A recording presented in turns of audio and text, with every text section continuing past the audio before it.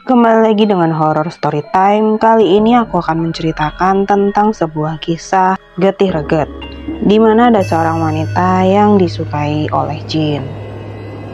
Seperti biasa, nama dalam cerita ini sudah disamarkan. Kejadian ini tuh dialami sama Mbak Kristi. Dia ini orangnya kayak tipe yang nggak percaya sama tahayul ya. Jadi kadang kalau ada cerita soal penunggu atau apa, dia paling nggak percaya tentang seperti itu. Sampai ada suatu kejadian yang membuat dia mau nggak mau percaya dengan apa yang dia alami sendiri. Jadi dia itu sempat sakit. Jadi tubuhnya itu merasakan kayak lelah di seluruh badan.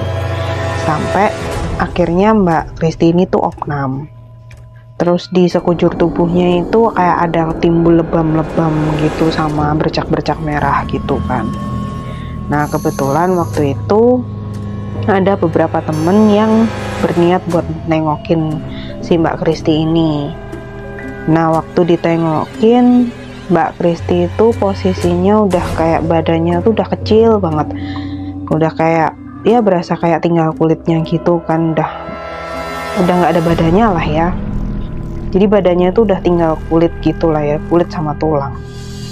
Nah waktu temen-temennya rame-rame buat nengokin si Mbak Kristi ini, kebetulan sesampainya di rumahnya ini ternyata Mbak Kristi baru diobatin sama Pak Ustadz gitulah. Jadi kayak diruqyah gitu kan ya.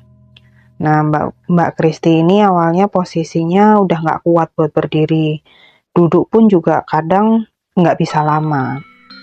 Nah, jadi teman-temannya yang pada nengokin itu kan shock banget kan, katanya cuman sakit kayak kelelahan lah mungkin mikirnya temennya, tapi kok ternyata begitu melihat keadaannya kok Mbak Kristi seperti bukan Mbak Kristi yang mereka kenal lah ya intinya. Nah, waktu teman-temannya ini pada nengokin ke rumahnya, ada salah satu temennya yang kayak melihat ada sosok di pojokan rumahnya.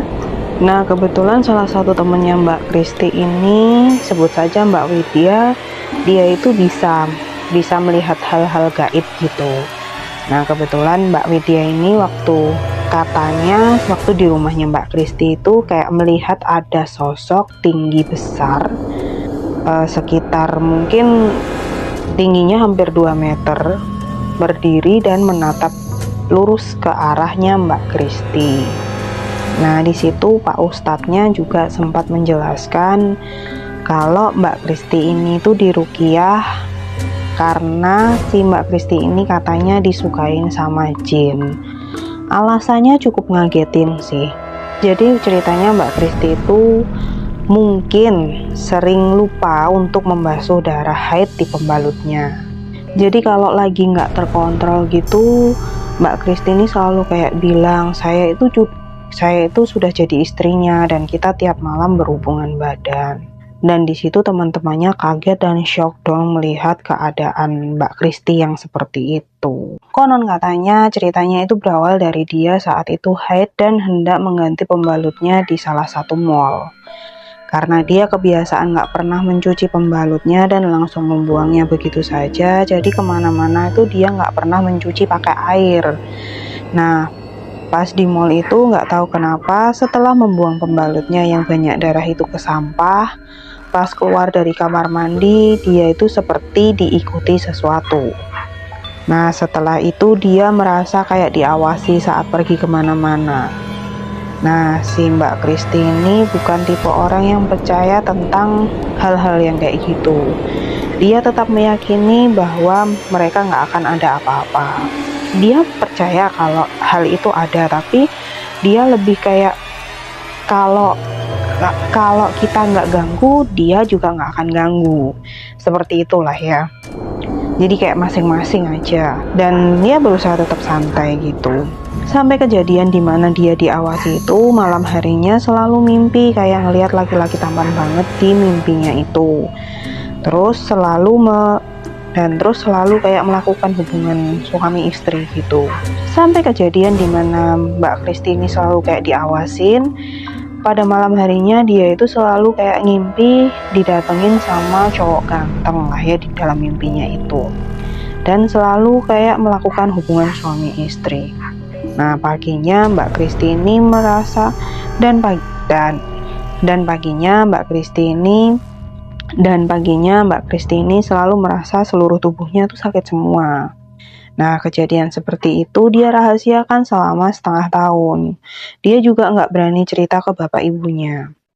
Hampir seminggu sekali, Mbak Kristi ini selalu bermimpi bersetubuh dengan pria tampan yang wajahnya sama. Jadi nggak pernah ganti-ganti gitu, konsisten sama terus di dalam mimpinya itu. Ini itu hanya bunga tidur ya, mungkin sekedar mimpi biasa. Tapi setelah terjadi berulang-ulang dan kejadian itu sama terus selama setengah tahun. Nah, akhirnya di situ mulailah Mbak Kristi ini kayak takut gitu ya, memikirkan hal-hal yang enggak lah ya. Nah, pokoknya setiap dia mau tidur atau udah ngantuk gitu, perasaan takut dan khawatirnya itu selalu muncul di hatinya. Berat badannya pun semakin menurun. Pengen istirahat tapi takut. Ibunya pun sudah merasakan hal aneh itu tentang anaknya itu. Semakin lama kok semakin berubah. Wajahnya itu juga nggak seperti biasanya.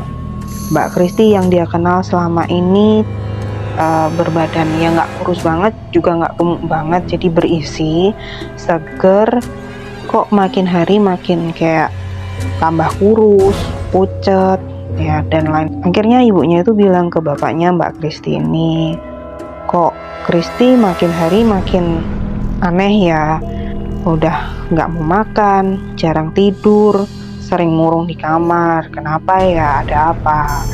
Dan bapaknya ini hanya berkata ya mungkin lagi program diet. Maklum lah anak-anak sekarang kan suka diet-diet gitu. Tapi lama-kelamaan tuh mereka memang kayak ngelihat ada yang aneh dari Mbak Kristi ini.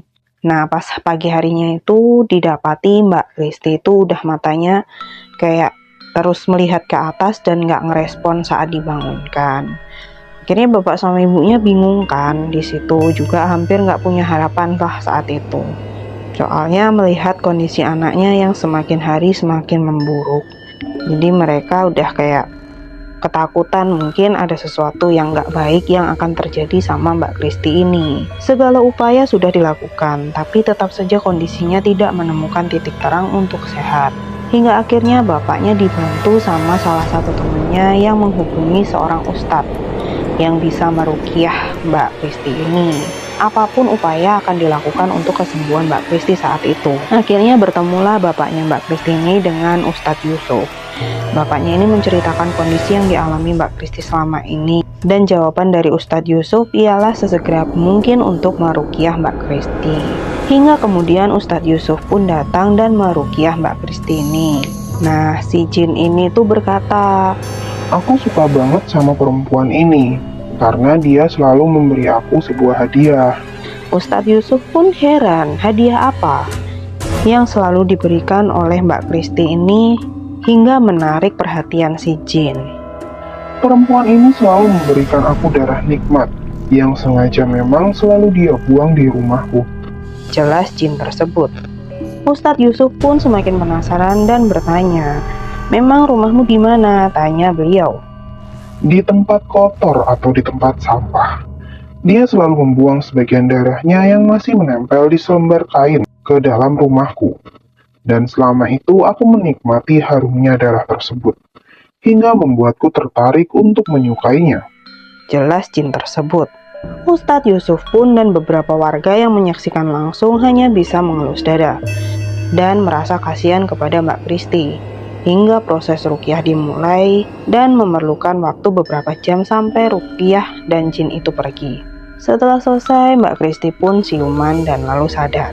Seperti itu cerita pengalaman dari Mbak Kristi yang suka sekali membuang pembalutnya tanpa membasuh dulu.